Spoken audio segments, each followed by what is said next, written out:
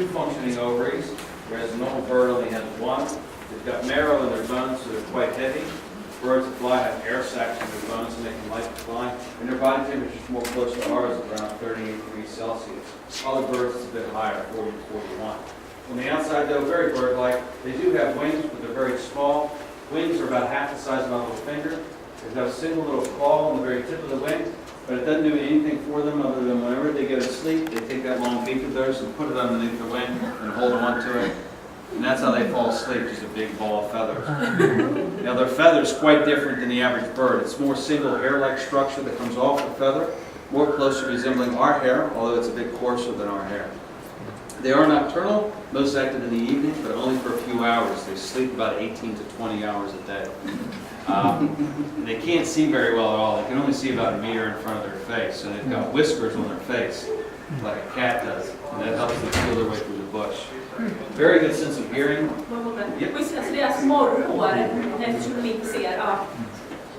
Very good sense of hearing, very sensitive to noise, and a very good sense of smell. And your nostrils are at the opposite end of their beak to other birds. They're at the very tip on the sides. Other birds have them closer to the face, up at the top. And they use that long beak for probing deep into the soil to search out their favorite meal, like insects and grubs and worms. Their legs and their feet take up about a third of their total body weight.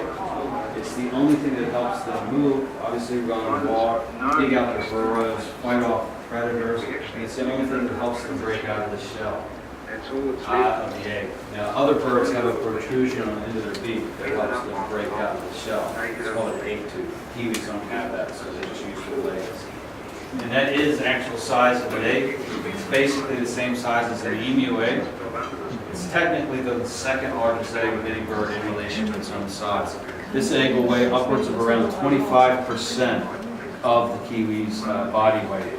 There's another type of bird that lays an egg 30%, but it's a small seabird called the petrel, very small bird. But this will weigh upwards of around 400 grams, so near half a kilo. In human comparison terms, if a human was to give birth to about a 15 kg or 35-pound baby, you'd have something comparable to our kiwi.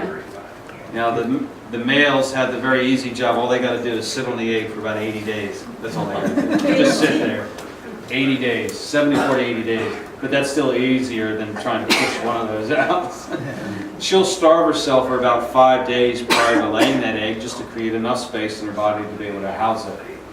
After she lays the first one, 15 days later she's going to lay the second one. Because of the two functioning ovaries, one has already started forming in that second ovary. So she's going to go fill herself up on food after laying the first one. The male sits on it for 80 days to incubate it. Once it hatches, it's left to its own. There's no parental protection whatsoever. It comes out of the egg with all of its feathers fully formed, but loses a lot of energy during the hatch process because it takes a few days, and they continue to lose a bit of weight after the hatch as well. So they're just going to be sitting there for a day or two. So very volatile.